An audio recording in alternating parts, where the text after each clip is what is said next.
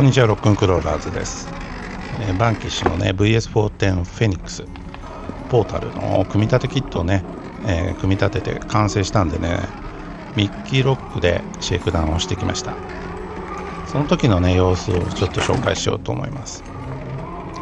今回はねクローリングシーンにおける、フェニックスのね、素組み、メカとかはねもちろん自分でチョイスしたものなんですけれども、 RTR じゃなくてねキット版組み立てた素組みの状態での、レビューみたいなもんですかね、やっていこうと思います。岩場がよく似合いますね。このボディね、僕他の動画でも言ったんですけど、出た時とかもそうですし、買う前とかもね、正直ねそんなに好きなタイプじゃないんです。これFJ 系のインスパイアボディみたいな感じですよね。あんまり好きじゃなかったんですけれども、これ組み立ててみてね、いやいやかっけえじゃんってなるんですよ。ここがねやっぱねバンキッシュのセンスですよね。初代 VS410 のねオリジンとかもそうですけれども、インターナショナルスカート2のボディにインスパイアされたオリジナルボディ作ってるんですけれども、あれもね本当にかっこいいですよね。オリジナルじゃないボディってやっぱりねあんまりかっこよくない、なんとなくいまいちだなっていうことが多いですけれども、このバンキッシュが作るボディは本当にセンスがあってですね、いいと思います。その重心的な意味でもね、極力無駄がないような設計になってるしねっていう感じで、今はね走行シーン見ていただいてますけれども、十分走るよね。十分走る。ハードなクローリングシーン後でお見せしますけれども、そこは正直ね難しいです。これやっぱりね高規格 RC なんで TRX4 とかですね、アクシャル SCX103 とかあの辺と同じでですね、重いんですよマシンが。低重心とかってことではなくて、やっぱりねいろんなパーツもついてるし、ギアボックス自体も重いし、これ今回ねサーボもね4つついてるんですね。ウィンチとステアリングとリグとオーバードライブ切り替えでね、スタンダードサイズがですね4つついてるっていうこともあって、かなり重いマシンになってます。そういうこともあってね、激しいクローリングはやっぱりねカスタムしていかないとちょっと難しいのかなっていうのが正直なところです。モーターはねこれホビーウィングのフュージョン SE をつけてますね。ブラシレスですね。操作感はねギア比とかもこれもともと結構低く作られているので非常に良かったです。ブラシモーターの方がやっぱいいのかなって気がなんとなくしなくもないんですけれども、おおむね良好でしたね。あとねタイヤ、純正のねこのキットについてるタイヤがね非常にね、柔らかいコンパウンドでこれ良かったですね。決してねグリップめちゃくちゃするタイヤではないんですけれども、コンパウンドの柔らかさが影響してですね、非常に食いつきはいいと思います。走ってる姿もねこれスケール感もあってですね美しかったですね。でオーバードライブ切り替えあるんですけれども、今回のねこのシェイクダウンの時にはねあんまりそのオーバードライブ切り替えで差を確認するってことあんましなかったんですよね。っていうのはね、どっちが何%だっけみたいな切り替えのね設定どっちにしたかあんま覚えてなくてですね、ピッピピッピ押しながらねやってたんでいまいちよく分かってないです。オーバードライブ切り替えリモートでする必要はあんまないような気もしないでもないんですよね。ディグはねあるとねいいんですけれどもね、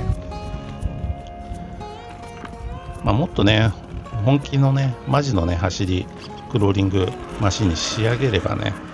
オーバードライブ切り替えでね、各ねスポットを攻略していくっていうこともできると思うんですけれども、あんま必要性は今回は感じなかったですね。よく走るでしょう。ここまで走ればクローラーとして合格ですよね。この足さばきとかもいい感じですよね。よく動くし、トラベル量も多いし、何よりこのね、リア側、フロント側もそうなんですけども、リア側のね、オーバーハングが短いでしょ。ボディがね、引っかからないんですよ。フロントももちろんそうなんですけれども、やっぱ他のね、クローラーって大体ですね、リア側のボディがね、岩場に引っかかるんですよね。それでね、ちょっとね、問題が生じたりするんですけれども、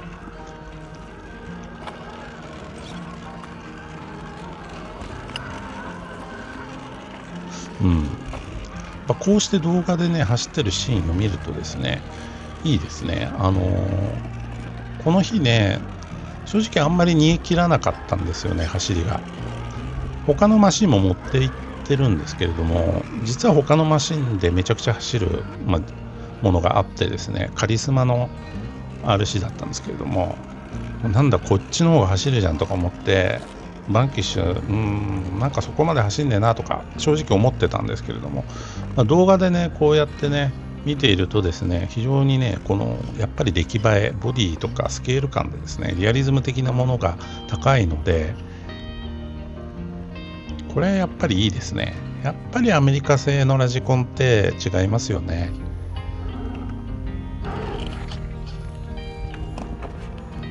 細かいところのね、やっぱりクオリティというかこだわりがねあるんで、この重みもね重要ですよ。重さ、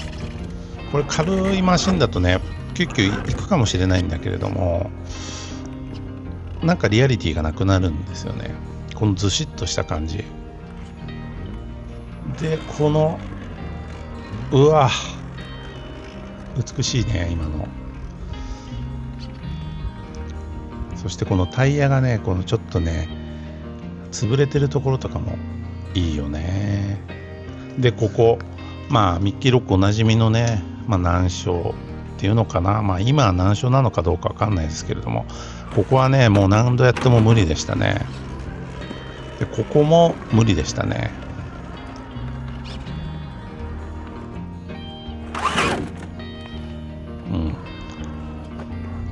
やっぱりウエイト系のカスタムフロント側にしないと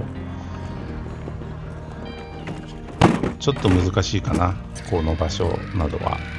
でボディ外してね、シャーシだけでやってみようと思ったんですよ。こっからの映像はね全部シャーシだけのものになります。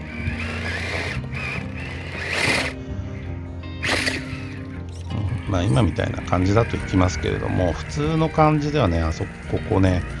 ライン取り云々の、今はね成功しましたけれども、決して楽な感じではないですね。ここはね結局ねボディ外してもやっぱ無理でしたね。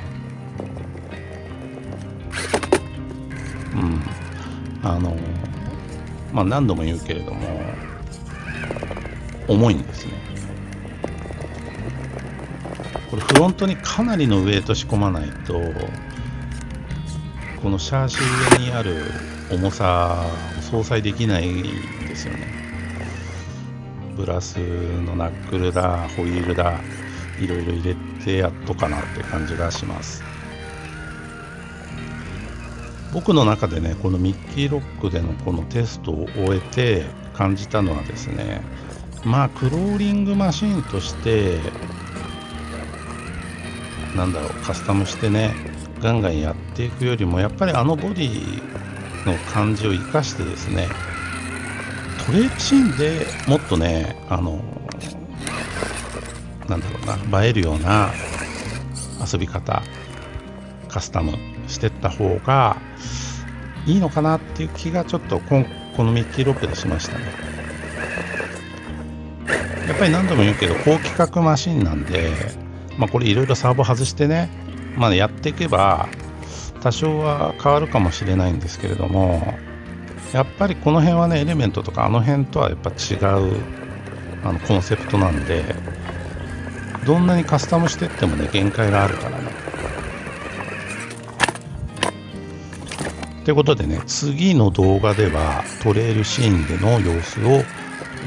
紹介しようと思います。トレイル楽しかったですね。すごく良かったんで、お楽しみにしていただければと思います。それではね、